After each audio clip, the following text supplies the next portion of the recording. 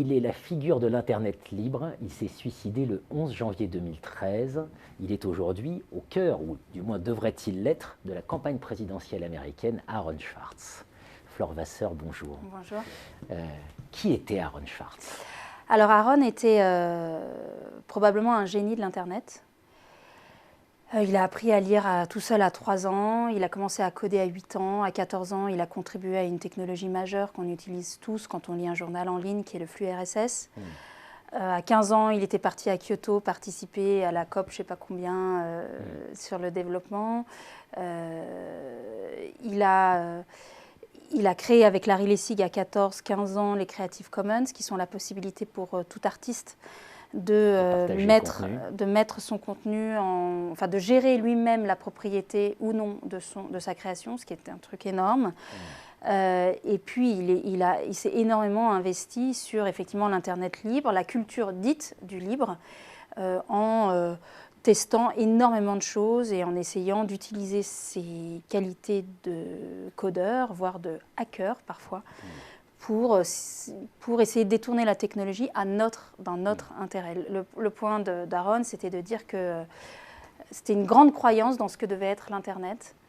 Et sa jeune vie s'est résumée à y croire, puis à voir cet objet se faire rattraper par les lobbies, les grandes multinationales, les États, pour devenir ce que c'est aujourd'hui, c'est-à-dire GAFA, un outil utilisé par tout le monde, croyant, la majeure partie des personnes considérant que cet outil les rend plus libres, alors que c'est probablement un outil, en tout cas de surveillance, c'est probablement d'aliénation majeure.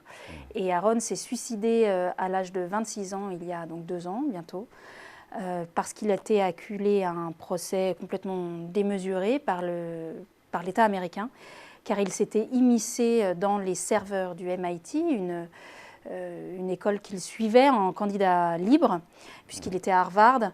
Il s'était immiscé dans les serveurs pour télécharger des publications scientifiques qui étaient verrouillées par le droit d'auteur et donc payant non pour les auteurs mais pour l'éditeur. Et c'était la grande bataille d'Aaron de faire une très grande encyclopédie des publications scientifiques, car il ne comprenait pas, et je crois qu'on pourrait être tous d'accord ici, pourquoi des travaux de recherche financés par les États devaient tout à coup être protégés par le droit d'auteur, c'est-à-dire servir un éditeur qui n'avait juste rien fait dans la panade, mais juste profiter de cette gratuité. Pourquoi un chercheur au fin fond de l'Oklahoma devait payer pour savoir ce que son prédécesseur ou ses collègues avaient fait à tel ou tel endroit. Et l'idée d'Aaron, c'était que la connaissance devait être libre et il voulait vraiment la libérer. Il n'a rien fait de ces millions de travaux qu'il a téléchargés. Mais voilà, l'État américain l'a arrêté pour un tas de raisons, probablement parce qu'il s'était beaucoup investi sur les combats pour l'Internet libre. Contre la loi SOPA. Contre la loi SOPA notamment. Il avait réussi à faire plier le Congrès en 2 jours. Et probablement qu'Aaron faisait partie de ces figures assez puissantes. Et à un moment où l'État américain redoutait énormément le contre-pouvoir des hackers, il a voulu faire d'Aaron un exemple. Et Aaron, pour toute une série de raisons personnelles, n'a pas tenu la charge et a préféré se suicider. Voilà. On imagine qu'à 26 ans, effectivement, la charge est lourde. Oui. Et aujourd'hui, c'est un combat qui est repris par Larry Lessig. Alors, je ne sais pas si c'est un combat qui est repris par Larry Lessig. Larry Lessig est l'ami de Aaron. Il l'a découvert à Dit explicitement quand même que ça fait partie de ses... Oui. Enfin, il inscrit sa démarche actuelle dans les pas d'Aaron, parce que Aaron était dans cette idée de libérer effectivement le savoir, d'utiliser les outils aujourd'hui pour rendre l'individu plus libre par la connaissance, en fait. C'était ça son utopie. Et Lessig est complètement dans cette mouvance-là. Larry Lessig est un professeur de Harvard, il a 53 ans aujourd'hui. Professeur de droit constitutionnel. De droit constitutionnel, c'est une sommité du droit aux États-Unis. Enfin, un prof de droit à Harvard, il n'y a pas plus de sérieux de chez les sérieux. Il a participé à énormément de campagnes présidentielles. Il est extrêmement adoubé et connu à Washington. Il a inventé les Creative Commons, donc pour le monde de l'Internet, c'est un pape vivant. Le suicide de son ami Aaron Swartz, qui avait 2 fois moins d'âge, enfin qui était 2 fois plus petit que lui, mais déjà millionnaire. Mais déjà, oui, alors voilà, Aaron avait vendu ses parts de Reddit et il était devenu millionnaire par accident. Mais l'argent n'intéressait pas Aaron, il permettait juste d'être libre et travailler pour ce qu'il voulait, ce qui était son plus grand luxe, et on peut le comprendre. Donc Larry Lessig a toujours été très en amont de toutes ces réflexions-là sur ce qu'était l'Internet, sur ce qu'était le droit, sur ce que pouvait être le cyberdroit. Et à la mort d'Aaron, il s'est radicalisé, car Aaron, quelques années avant de disparaître, avait fait comprendre à Lessig quelque chose de tout à fait important. Lessig, à l'époque, était le pape du droit d'auteur, se battait sur la politique Internet, etc. Et Aaron Swartz lui avait expliqué que toutes ces batailles servaient à rien, que tant qu'il ne ferait pas quelque chose pour que l'argent arrête d'influencer l'action politique aux États-Unis, aucune réforme d'ampleur ne passerait, ni sur le droit d'auteur, ni sur l'écologie, ni sur les armes, ni sur la finance, etc. Ce qui est quelque chose qu'on vérifie exactement tous les jours. Sauf que Aaron avait eu l'idée 7 ou 8 ans avant tout le monde. Enfin, il a complètement fait bifurquer Larry Lessig, qui a arrêté son travail sur les droits d'auteur, s'est mis sur la thématique de la corruption, a quitté Stanford, est parti à Harvard et est devenu cette espèce de chantre de la politique libre. Et donc ça, c'était... Le cœur de son programme, c'est ça. Il faut arrêter le financement privé des campagnes électorales. Alors en fait, Larry était un universitaire et puis il y a 2 ans, quand Aaron s'est suicidé, il était tellement malheureux que ça l'a sorti de sa trajectoire. Et il s'est mis en route pour dénoncer cette action-là, de l'argent, cette influence-là, autrement que par des cours et par un aspect académique. Il s'est mis en route, il a créé des marches, et puis après, il a créé d'autres expérimentations. Il a essayé de créer un super PAC, qui est cette entité pour faire élire des congressistes aux États-Unis. Il s'est même lui-même présenté à la candidature pour être élu aux primaires américaines, pour devenir président. C'est quelqu'un qui, aujourd'hui, est l'une des rares voix autonomes. Bernie Sanders dénonce beaucoup ça aussi, a essayé de dénoncer cette influence de l'argent en politique, effectivement. Et aujourd'hui, il se plaint sans doute à raison d'être un peu réduit au silence. Et surtout, étrangement, son pire ennemi semble être du côté démocrate. C'est plutôt Hillary Clinton qui, visiblement... Je ne sais pas si c'est Hillary Clinton. En tout cas, effectivement, quand il s'est lancé dans la campagne présidentielle, bien sûr...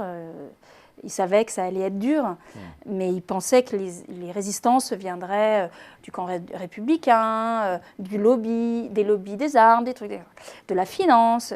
Et en fait, les attaques sont venues immédiatement de façon extrêmement pernicieuse, puisque, effectivement, il a été bloqué par son propre camp, qui lui a bloqué l'accès au grand débat. Vous savez, aux États-Unis, il y a 6 débats pour les primaires républicains, il y a 6 débats démocrates. Les candidats sont en rang d'oignon et c'est des grandes messes organisées par les networks américains.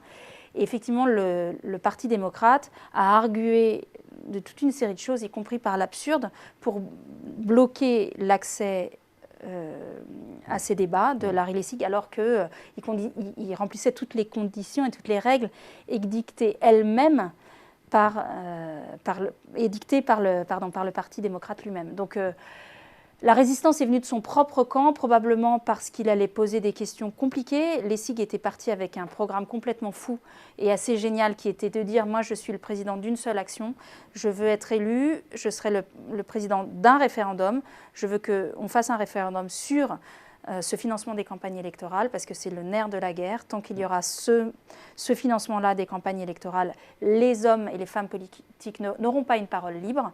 Il faut qu'on arrête ça. Et tant que... Donc moi, je veux être élu juste pour passer cette réforme, et après, je passe le pouvoir.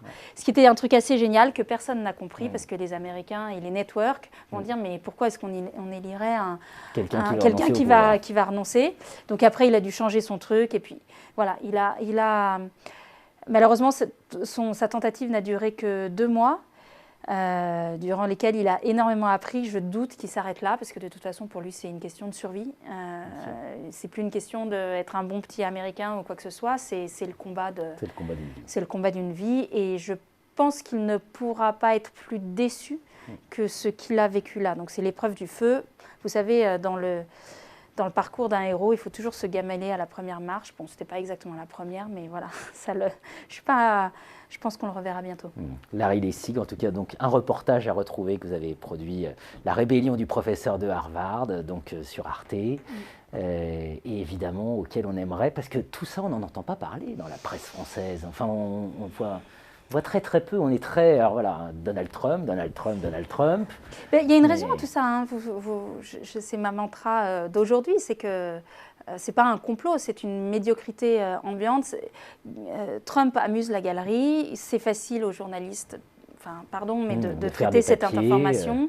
Tout le monde va dans le même sens du vent, donc voilà, je veux dire, et ça ne profite qu'effectivement à une seule personne, c'est la candidate, plus exactement démocrate, adoubée par les networks, parce qu'ils financent leur campagne. Donc il y a un intérêt bien senti, c'est une bande organisée.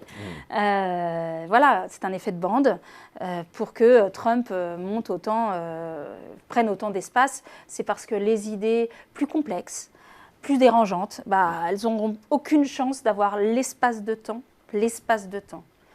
nécessaire pour pouvoir juste s'expliquer. Donc moi, j'ai effectivement eu la grande chance, c'est un privilège, d'avoir 52 minutes, puis 26 minutes pour raconter cette histoire. Mais voilà, c'est de l'ordre du militantisme, je pense. Voilà. Flore Vasseur, merci de votre venue et donc s'intéresser d'urgence à Larry Lessig. Voilà. Merci. Merci à vous.